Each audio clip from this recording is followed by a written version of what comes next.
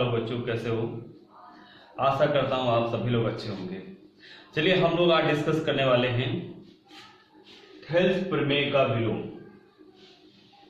Just इसके पहले आप लोगों ने डिस्कस किया है, थेल्स प्रमेय आप पढ़ चुके हैं। अब हम आज डिस्कस करने वाले हैं थेल्स प्रमेय का जो विलोम होता है, जो उल्टा होता है, हम लोग उस पर डिस्कस करेंगे आज। देखिए, तो इसको समझने के लिए सबसे पहले आपको तो ये पता होना चाहिए कि थेल्स प्रमेय आखिर है क्या चीज। वो जस्ट इसके पहले वीडियो है जो लेक्चर नंबर 2 है, उसमें आप देख लीजिएगा।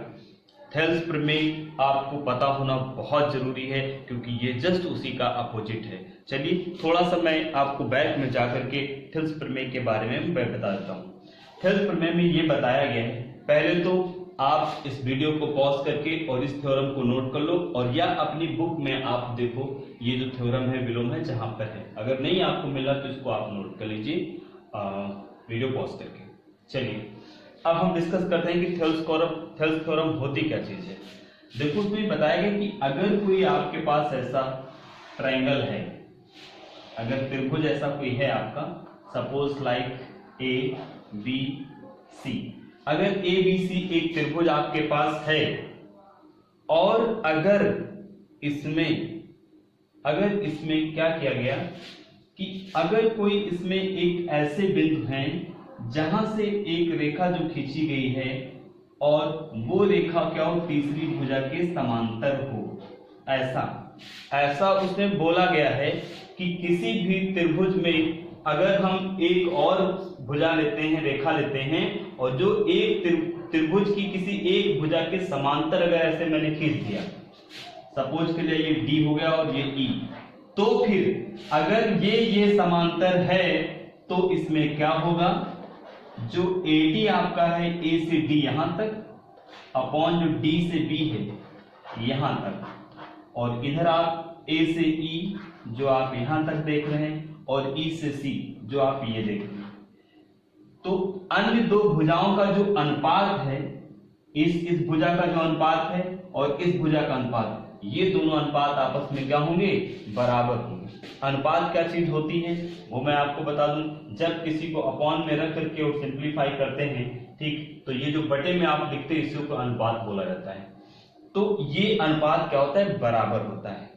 ऐसा है कब, जब भुजा समांतर होगी तो भुजाओं का अनुपात क्या होगा, बराबर। अब इसका उल्टा है, उल्टा क्या है, ये बोला गया है यदि एक रेखा किसी त्रिभुज की दो भुजाओं को एक ही अनुपात में विभाजित करे, एक ही अनुपात का मतलब समान अनुपात में, दोनों का अनुपात क्या हो, बराबर हो, बराबर अनुपात में अगर विभाजित करती है तो वह भुजा, ठीक है, जो भी रेखा है, भुजा नहीं, इसको यहां पे आप रेखा कर लीजिए, ठीक है, तो वह रेखा जो मैंने खींचा हुआ, जिस रेखा की बात कर रहे हैं, वह रेखा तीसरी भुजा के समांतर होगी।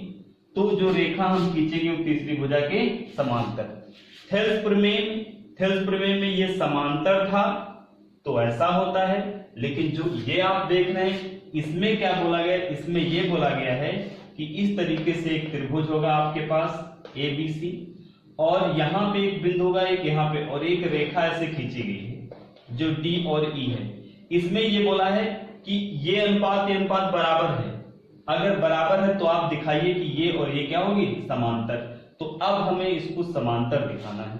चलिए आप इसको नोट कर लो और मैं इसको रफ कर रहा हूं और उसके बाद आपको मैं बता रहा हूं। देखिए, और देखिए जो पीछे की चीजें हैं, आपकी प्रीवियस जो चीजें हैं, वो आप जितनी अच्छे ढंग से आपको क्लियर होंगी, आगे की चीजें उतनी ही सही आएंगी। और अगर पीछे की चीजें आपको क्लियर नहीं है तो आगे समझना थोड़ा सा मुश्किल तो होगा। चलिए सबसे पहला काम क्या होता है मैं आपको बता चुका हूं कि इसके कुछ स्टेप होते हैं जो आपको लिखना बहुत जरूरी है। सबसे पहले अगर हम कुछ लिखते हैं, मैं इसको भी रफ कर देता हूं। सबसे पहले हमको लिखना होता है दिया है। ये आप स्टेप मत भूलिएगा, बहुत मायने रखते हैं। दिया है, क्या दिया है, जब आप थ्योरम पढ़ोगे, जो थ्योरम इन्होंने दे रखी उसको जब आप पढ़ोगे तो उसमें बोला है एक त्रिभुज, तो सबसे पहला काम क्या करेंगे हम, एक त्रिभुज ले लेते हैं, देख लो अच्छे से, ये मैंने त्रिभुज ले रखा ऐसे, ये देखो ए बी सी ऐसा त्रिभुज है। तो मैंने भी क्या किया, यहां पे लिख लिया त्रिभुज A B C, A B C हो गया। उसके बाद में थ्योरम पढ़ो, उसमें बोला है यदि एक रेखा किसी त्रिभुज की दो भुजाओं को एक ही अनुपात में विभाजित करे, तो हम क्या करते हैं कि एक रेखा ले लेते हैं और जो क्या करती है कि उसको समान अनुपात में विभाजित करती है। फिर से थ्योरम को और अच्छे से पढ़ लो और पढ़ के समझ लो कि वो क्या कह रहे हैं, ठीक है। तो हमें, क्योंकि जितना आप जितनी बार क्वेश्चन को पढ़ोगे, जितनी बार क्वेश्चन समझ जाओगे, उतना ही आपके लिए आसान होगा। तो हमने क्या किया, हमने कहा कि भाई एक पॉइंट ये ले रखा मैंने डी, ठीक है, मतलब एक रेखा खींचना है। तो मैंने क्या किया, एक रेखा खींच दिया, ठीक है, और एक रेखा मैंने ऐसे खींच दिया, ऐसे खींच दिया, ठीक, और इसका नाम मैंने डी दे दिया और इसका नाम मैंने ई दे दिया, ऐसे, ठीक। और ये रेखा क्या करती है, इसको समान अनुपात में विभाजित करती है। तो एक त्रिभुज है जिसमें जो ये रेखा है इस भुजा का को समानुपात में, मतलब ये कि A D upon D B बराबर किसके होगा, ए ई अपॉन ई सी, ऐसा उन्होंने दे रखा है। मैंने इसको कुछ नाम भी दे दिया, इक्वेशन 1। समझ लो ढंग से, फिर थ्योरम को पढ़ लो और फिर समझ लो। वीडियो पॉज कर करके हर बार थ्योरम को पढ़ लो और समझ लो। उन्होंने ये बोला है, कहा है कि एक त्रिभुज है जिसमें एक रेखा है जो डीई, और वो इन भुजाओं को समान अनुपात में विभाजित करती है। तो फिर ये जो रेखा है, ये जो इस रेखा के क्या होगी, समांतर होगी। खींची गई रेखा त्रिभुज की किसी एक भुजा के समांतर होगा। तो इतना तो उन्होंने दे दिया था, अब मुझे सिद्ध करना है। चलो सिद्ध करना है, ठीक। अब क्या सिद्ध करना है, मुझे ये सिद्ध करना है कि जो डीई है वो समांतर होगा किसके, बीसी के। बस इतना सिद्ध करना है। अच्छा, फिर अगला होता है संरचना कब और क्यों करना पड़ता है, जरूरत के अनुसार करना पड़ता है। देखो बात यह है, इसमें ये बोला है कि जो डीई है वो बीसी के समांतर है। ये हमें सिद्ध करके दिखाना है, और सिद्ध करके हमें तभी दिखाना पड़ता है कि जब वो लगे कि ये ऐसा नहीं है। एग्जाम्पल के तौर पे मैं जैसे कहूं कि एक लड़के ने क्या किया, एक लड़की को 4-5 लोग घेर के खड़े हैं और वो कहते हैं कि ये चोर है, इसने चोरी की है। अगर मैं वहां पहुंचा और मैंने कहा नहीं भाई इसने चोरी नहीं की है, तो वो लोग कहेंगे कि ये चोरी नहीं की है, ये आप सिद्ध कीजिए कि ये चोर नहीं है। वो लोग कह रहे नहीं चोर है। मैंने कहा कि भाई ये चोर नहीं है, तो उन लोगों ने मुझसे कहा कि आप ये प्रूव कीजिए कि ये चोर नहीं है। तो मैंने कहा ठीक है। तो अब ये ध्यान से समझो कि जब उसको हम प्रूव करना स्टार्ट करेंगे तो हम ये बात पहले कहेंगे, हम कहेंगे माना ये चोर है। हम डायरेक्टली ये तो नहीं कह सकते कि चोर नहीं है। जब हम किसी चीज को प्रूव करते हैं तो वो जिस चीज को प्रूव करना होता है जस्ट उसके अपोजिट हमको उसको सोचना पड़ता है। हमने कहा कि चलो भाई इसने चोरी की है, ये चोर है। अगर ये चोर है तो फिर हम क्या करते हैं, इसकी तलाशी ले रहे हैं, और तलाशी लेने पर अगर सामान इसके पास मिला तो ये चोर होगा, सिद्ध हो जाएगा। और अगर सामान नहीं मिला तो ये चोर नहीं है, ये सिद्ध हो जाएगा। तो चोर नहीं है ये सिद्ध करने के लिए हमें ये सोचना पड़ा कि ये चोर है। ऐसे ही इसको जो डीई है वो बीसी के समांतर है, ऐसा इन्होंने बोला है। लेकिन हमें यही बात प्रूव करना है कि ये वाकई में समांतर है, तो हम शुरुआत कहाँ से करेंगे? हम कहेंगे हाँ है, नहीं, हमको ये मानना पड़ेगा कि भाई ये समांतर नहीं है, समांतर नहीं है। तो एक बात अभी जो मैंने बताया कि मैंने कहा था कि ये लड़का जो है चोर नहीं है, मैंने सिद्ध किया, प्रूव किया कि ये चोर नहीं है। लेकिन एक आदमी था जो इसको चोर कह रहा था, उसका कुछ सामान गायब हुआ था। तो अगर ये नहीं चोर है तो कोई और चोर होगा, ये तो तय है ना। अगर उसका सामान चोरी हुआ है, अगर ये चोर नहीं है तो फिर कोई और होगा। ठीक वैसे ही ये DE जो रेखा है आपके BC के समांतर है, ऐसा इन्होंने बोला है और मुझे ये सिद्ध करके दिखाना है। लेकिन थोड़ी देर के लिए मैंने कहा कि चलो मान लेते हैं DE समांतर इसके नहीं है। ठीक है, अगर DE समांतर नहीं होगा तो कोई तो होगा समांतर। यस, तो जो अब कोई समांतर होगा तो हम यहाँ पे जो संरचना करते हैं वो यही करते हैं कि माना DE डैश ले लिया, E डैश, ये वाली जो है इसके समांतर है। तो ये मैंने मान लिया, हमने कहा माना DE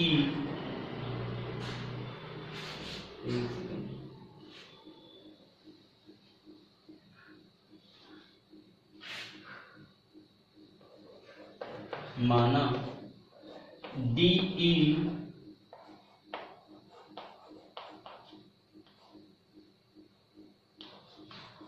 समांतर नहीं है, DE समांतर नहीं है BC के। ध्यान समझिएगा, तो हमने ये बात मान लिया कि जो DE है BC के समांतर नहीं है। चलो ठीक, तो फिर नहीं, समांतर नहीं है BC के, तो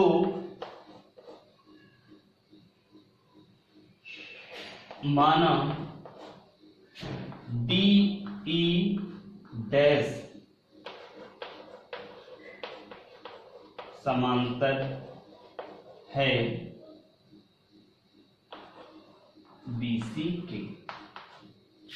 अब देखो, हमने कहा कि भाई चलो DE नहीं है तो कोई तो होगा, और वो जो हो वो मैंने मान लिया DE डैश जो है वो क्या है, समांतर है। ठीक, तो इतना हमने क्या किया, संरचना किया। ठीक है, या फिर संरचना में आप चाहो तो बहुत कम भी कर सकते हो, लेकिन इतना लिख लो ज्यादा सही। ये हो गया। अब उसके बाद में आती है उपपत्ति। हम लोग बात करेंगे उपपत्ति में आते हैं। तो स्टार्ट करते हैं, कहां से स्टार्ट करेंगे? जो मेरे पास है वहीं से स्टार्ट करेंगे। तो मेरे पास अब ये है कि जो BC है, सॉरी जो DE डैश है वो BC के समांतर है। अच्छा, एक बात और भी सोचना है ना जो बहुत जरूरी है, वो सोचना ये है कि आखिर हमें ये कैसे पता चलेगा कि भाई DE समांतर है। तो ये भी समझ लो, इसमें मुझे करना क्या है आखिर, क्योंकि अभी हम तो सॉल्व करते चले जाएंगे, आप पीछे पीछे समझते चले, नहीं, ये सोचना है कि आखिर क्यों करना है ऐसा, क्या करना है इसमें कि DE डैश तो समांतर है लेकिन DE समांतर नहीं है, और मुझको दिखाना DE समांतर है।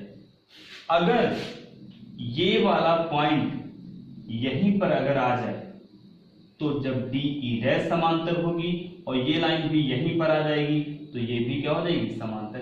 मतलब E डैश और E अगर बिंदु एक ही जगह पर हो जाए तो जो गुण E डैश में होंगे वही हमारे E में होंगे। मेरे कहने का मतलब ये है कि अभी देखो ED जो है वो इस तरीके से, DE ऐसे है। अगर ये पॉइंट जो है E मेरा कहां पे आ जाए, E डैश पे आ जाए, तो देखो ये लाइन भी हमारी क्या हो जाएगी, समांतर। मतलब ये कि हमें कुल मिला के ये दिखाना है कि बिंदु ई और ई डैश एक ही जगह पर हैं। अगर दोनों एक ही जगह मिलते हैं तो अगर ई डैश समांतर होगा तो फिर जो ई है वो भी समांतर ही होगी। मेरी बात समझ में आ रही? क्योंकि डी ई डैश तो ऑलरेडी समांतर है ही, ऐसा हम कह चुके हैं। डी ई समांतर नहीं है, ऐसा हम मान चुके हैं। तो अगर मेरे कैलकुलेशन से ई वाला पॉइंट भी ई डैश की जगह ही आएगा तो ये जो रेखा ऐसे जा रही है वो भी इसी के ऊपर जाएगी, और ये ऑलरेडी पहले से समांतर है तो इसके ऊपर जाने वाली रेखा भी क्या हो जाएगी? समांतर हो जाएगी। तो कुल मिला के हमारा टारगेट ये है कि ई डैश को और ई को मुझे एक ही जगह पर लाना है। अच्छा, अब एक जगह कैसे पता चलेगा लाएंगे? बहुत आसान सी बात है। अगर आप ये प्रूव कर दें कि सी से ई डैश और सी से ई, मतलब ई सी और ई डैश सी, अगर ये बराबर हो जाता है, सी से ई डैश भी और सी से ई, जब ये बराबर होगा तो इससे पता चलता है कि सी से ई डैश की दूरी और सी से ई की दूरी, दोनों दूरियां बराबर हैं, चलते हम एक ही जगह से हैं और पहुंचते भी एक ही जगह। इसका मतलब ये वाला पॉइंट जो है वो यहाँ पे नहीं होगा, यही ये पॉइंट भी यहीं पर होगा। तो अब देखो हम कैसे समझ रहे हैं, हमेशा क्वेश्चन को कैसे समझते ये समझना बहुत जरूरी है। हमने ये देखा कि मुझे करना क्या था, समांतर लाना था। समांतर के लिए हमको ये दिखाना था कि जो ई है वो ई डैश पर ही होगा। अच्छा, लेकिन ये कैसे पता चलेगा कि ये एक ही जगह होंगे? इसके लिए आपको ये पता होना चाहिए कि सी से ई की दूरी और सी से ई डैश की दूरी और सी से ई की दूरी, दोनों दूरियां बराबर होंगी तो फिर वो एक ही जगह पे होंगे। चाहे तो आप इधर से कर सकते हो या ये भी ला सकते हो, ए से ई की दूरी और ए से ई डैश की दूरी, दोनों दूरियां क्या बराबर हो। अगर ऐसा हुआ तो ई और ई डैश एक ही जगह होंगे, और जब एक ही जगह होंगे तो फिर हमारा डी ई भी क्या होगा? समांतर हो जाएगा। अब हम इसी को लाना है, ये ध्यान समझे, इसको लाना है। तो इसके लिए देखो ऊपर में हम क्या करते हैं, चूंकि हम ऐसा ऊपर कह चुके हैं, क्या कह चुके हैं? हम ये कह चुके हैं कि जो हमारा डी ई डैश है वो बीसी के क्या है? समांतर, मतलब डी ई डैश समांतर बीसी।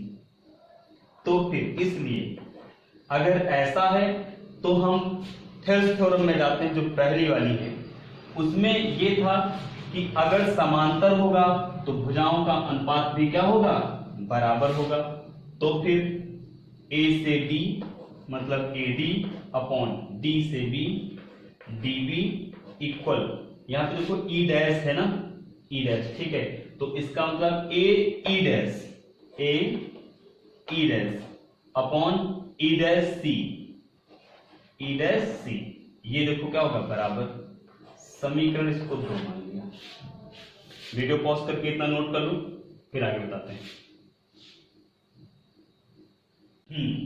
तो मैंने यहां का रफ कर दिया है। जस्ट इसके आगे देखो क्या होगा। अब मुझे क्या करना है, जो समीकरण 1 है आपकी, यहां से देखो एडी अपॉन यहां पे डी बी है यार, इसको सही कर लेना, डी बी।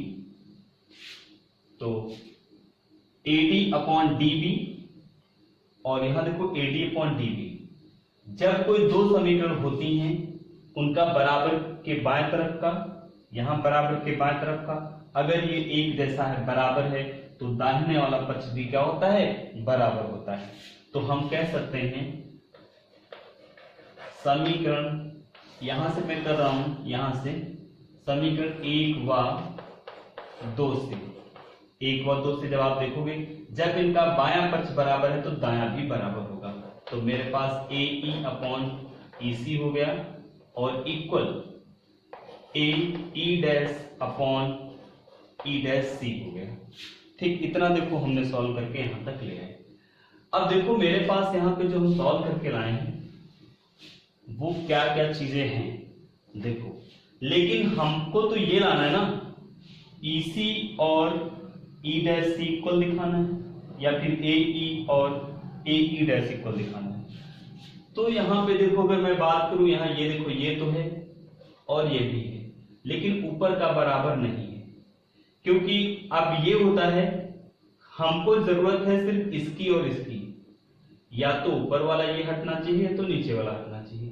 तो एक बात समझो, यहां पर मुझे क्या करना है, अगर इसमें दोनों तरफ अगर मैं 1 ऐड कर दूं, एक अगर जोड़ दूं, क्यों जोड़ रहा हूं वो पहले समझ लो। अगर ए ई लिखा है आपका और ये ई सी लिखा है, अगर मैंने इसमें 1 जोड़ा तो जब इसको सॉल्व करोगे इसके नीचे कुछ नहीं तो ये सीधे से मल्टीप्लाई होगा, तो ये बनेगा आपका ए ई और प्लस फिर क्या बनेगा ई सी, ये नीचे लाइन यहां तक आएगी और ये आपका नीचे ई सी ही रहेगा। अब इसको जरा चेक करो, ए से ई तक यहां तक, फिर है ई से सी, ई से यहां तक, तो टोटल ए सी ही तो हुआ। ए सी 2 भागों में है, ए सी पूरी रेखा 2 पार्ट में है, एक तो ए से ई और एक ई से सी। आप ए से ई को और ई से सी को अगर जोड़ दोगे तो टोटल ए सी के बराबर होगा। तो एक चीज ये होगी, ऐसे अगर इस तरफ हम जोड़ेंगे तो इसमें भी क्या होगा, यहां पे देखो क्या है, अगर डैश में जोड़ो, इस वाले में अगर जोड़ोगे आप इसमें, तो इसमें क्या करोगे, इसमें भी ये इससे मल्टीप्लाई होगा तो ई डैश सी होगा और ये नीचे हो जाएगा। तो यहां पर भी देखो, यहां पर भी ए सी ही आएगा। कैसे, अब ए से ई डैश तक आओगे और ई डैश से सी तक जाओगे, लेकिन टोटल है तो ए सी ही। तो इससे क्या है, हमारे दोनों तरफ मुझे मिलेगा ए सी, और जिससे ए सी कैंसिल हो जाएगा और हमारा सॉल्व हो जाएगा। तो हम क्या करते हैं, लिखते हैं दोनों पक्षों में एक जोड़ने पर, तो अब क्या करते हैं, ए ई अपॉन ई सी हो गया प्लस 1, इधर देखो A E dash upon E dash C plus 1। अब इसको मल्टीप्लाई करो, तो इसको जब सॉल्व करोगे तो आपका आएगा यहाँ पे ए ई प्लस, इसको मल्टीप्लाई कर रहे हैं ई सी अपॉन में यहाँ ई सी ही रहेगा। फिर इधर देखो ये से मल्टीप्लाई करोगे तो A E dash plus E dash C upon E dash C आ गया। वीडियो पॉज करके नोट कर लो, मैं रफ कर रहा हूं।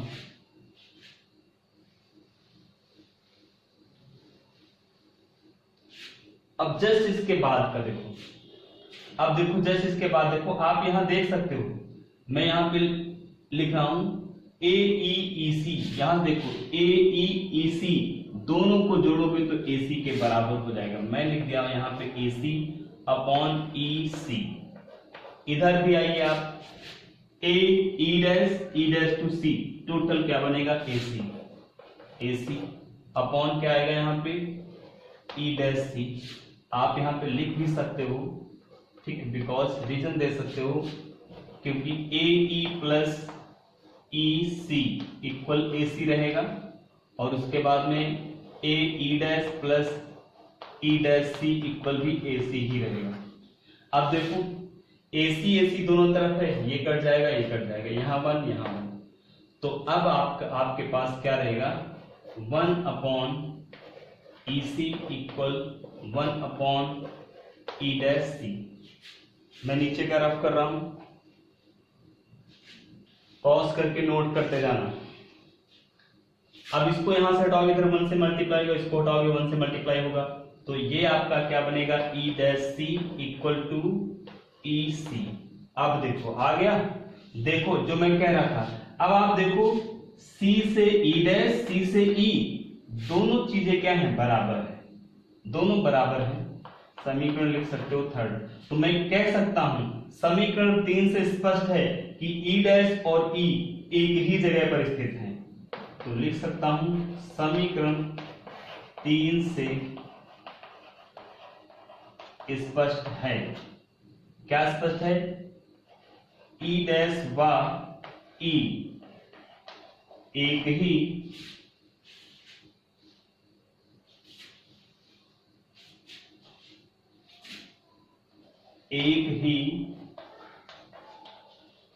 बिंदु पर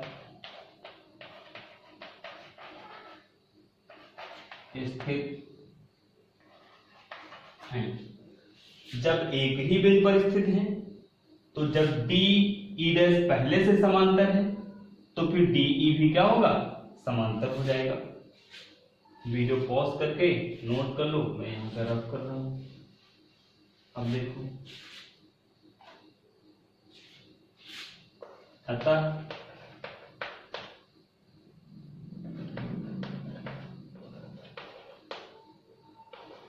सिद्ध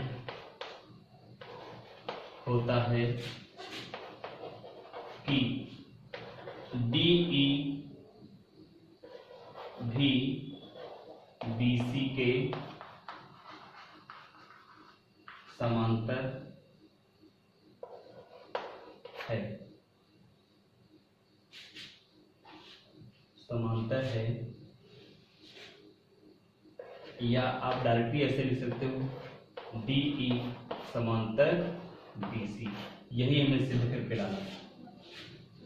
तो देख लो किस तरीके से चीजें हुई हैं, और थ्योरम्स आना जो है वो बहुत जरूरी है। जैसे यहाँ पे ये भी जो मैंने लिखा है, आप ये भी कह सकते हो कि ई डैश और ई संपाती, एक ही बिंदु पर जब कोई चीजें होती हैं उनको संपाती कहते हैं।